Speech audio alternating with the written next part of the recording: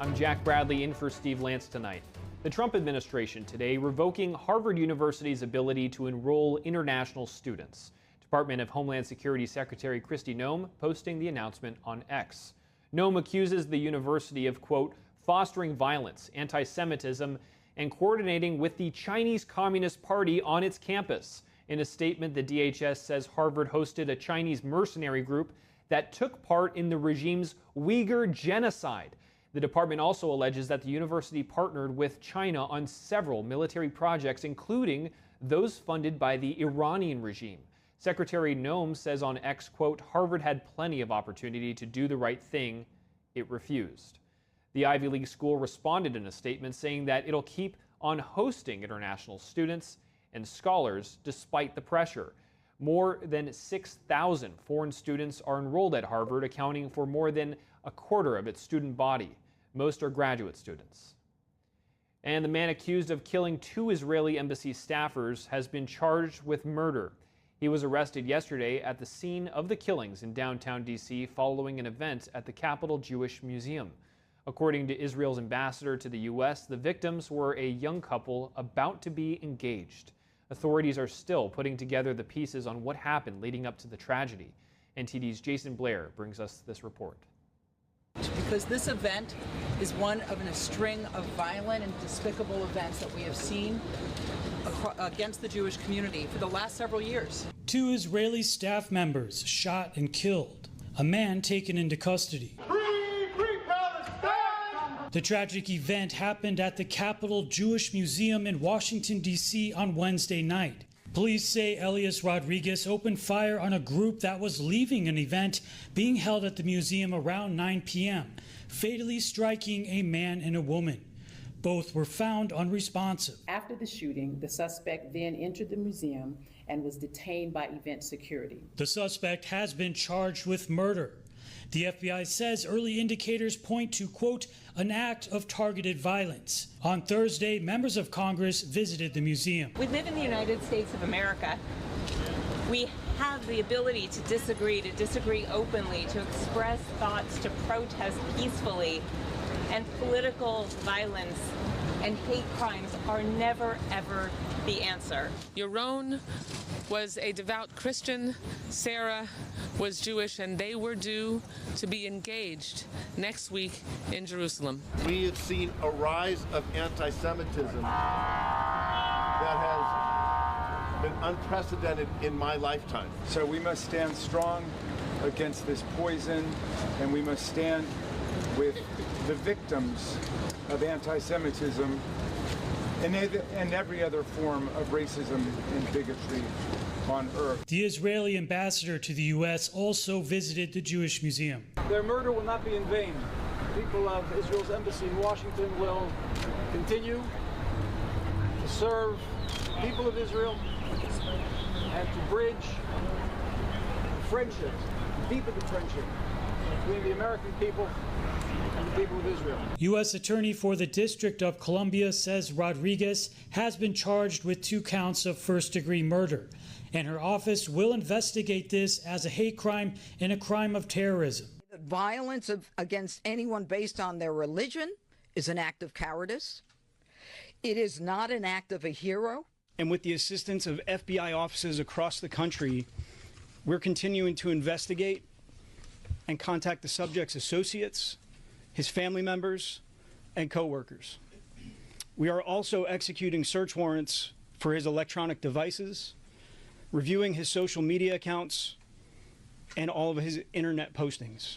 The Capital Jewish Museum says in a statement that they are heartbroken about the 2 murders and send their sincere condolences to the victims' families and friends. They say they plan to open the museum up again in the coming days with necessary security. Reporting in Washington, D.C., Jason Blair, NTD News. The House of Representatives has passed President Trump's One Big Beautiful Bill after a series of marathon markups and emergency meetings. So what's next in the reconciliation process? Our Washington correspondent Luis Eduardo Martinez has the details. On this vote, the yeas are 215, the nays are 214, with 1 answering present. The bill is passed.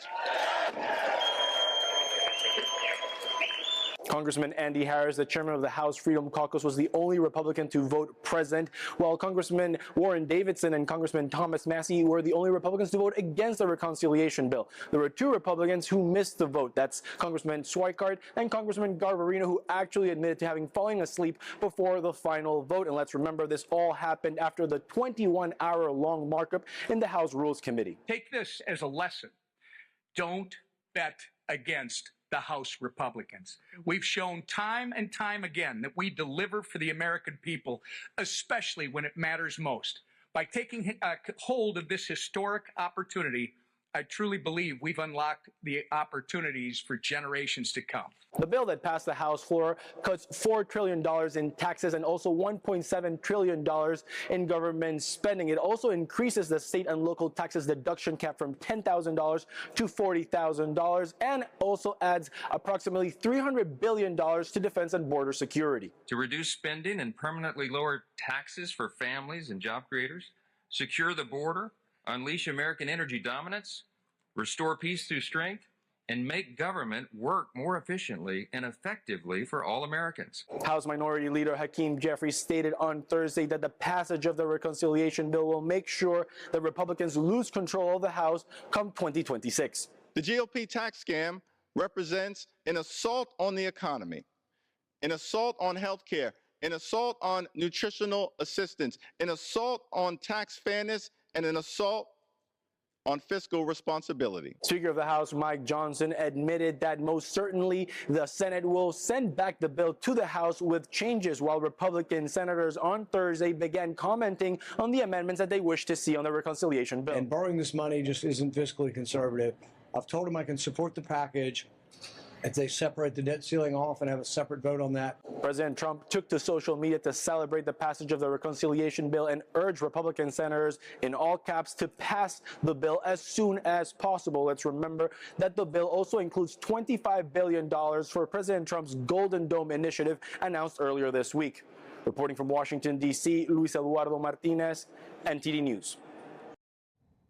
President Trump's Make America Healthy Again Commission today releasing its first report taking issue with medications, food additives, and chemicals it says are driving chronic diseases among America's children.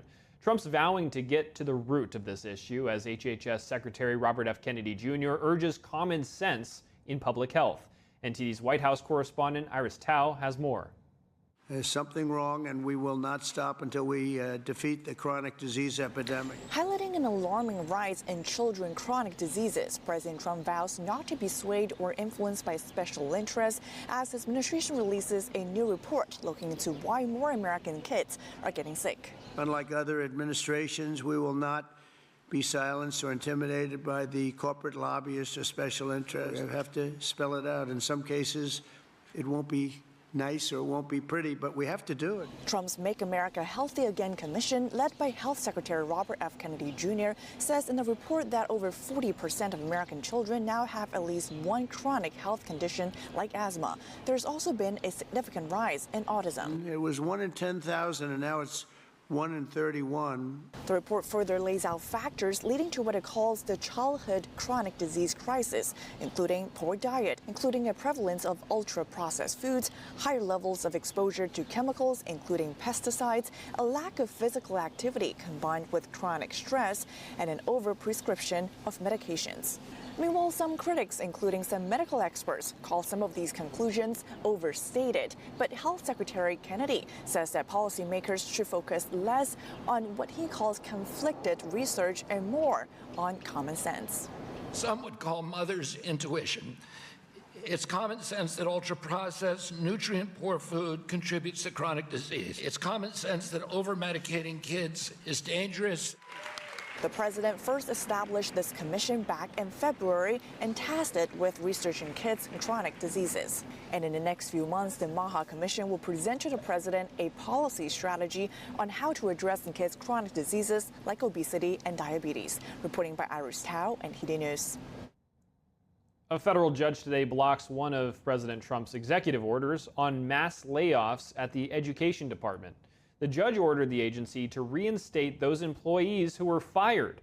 In the judge's ruling, he says that the layoffs would lead to a loss of essential services for America's most vulnerable students. The layoffs were announced in March to boost efficiency, but not for a complete shutdown. President Trump has called for that repeatedly on the campaign trail, but he said that a complete shutdown must be carried out by Congress. And the Supreme Court is split over a taxpayer-funded religious charter school. This means the school, which would have been the nation's first religious charter school, now can't exist because a lower court ruled against it. NTD's Arlene Richards explains. Last month, Oklahoma's Attorney General Gentner Drummond had a hunch about how the Supreme Court might decide on what would have been the first religious charter school in the nation. Based on the questions, I think the court is split. How it breaks down, is it a 4-4, 5-3? I can't tell you that, but clearly there are identified different factions on the court. On Thursday, by a 4-4 split decision, the Supreme Court kept in place the state court's decision to not allow a planned religious charter school to use taxpayer funding. Oklahoma's highest court had blocked the establishment of St. Isidore of Seville Catholic Virtual School. Organizers estimated in 2023 that St. Isidore would cost Oklahoma taxpayers up to $25.7 million over its first 5 years in operation. The Oklahoma Charter School Board in June 2023 approved the plan to create St. Isidore. But newly installed Attorney General Drummond rejected their approval, saying it violated Oklahoma law. He said in a statement, "This case is ultimately about safeguarding religious liberty. Religious liberty means every citizen is free to worship as he or she sees fit. It does not mean the government should back religious indoctrination." Advocacy group Alliance Defending Freedom sued the state on behalf of the board. It claimed the state's decision violated the First Amendment. Attorney Jim Campbell explained why last month.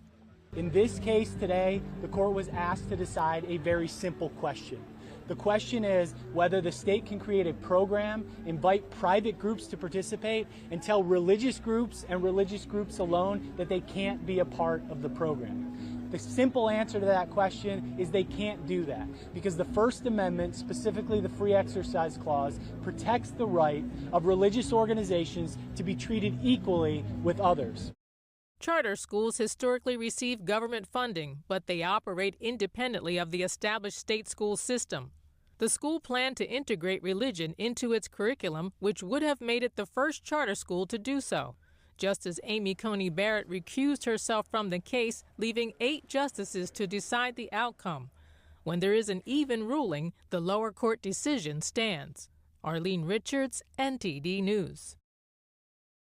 Thank you for watching the Capitol Report. If you want to see our full broadcast, check us out at epochtv.com.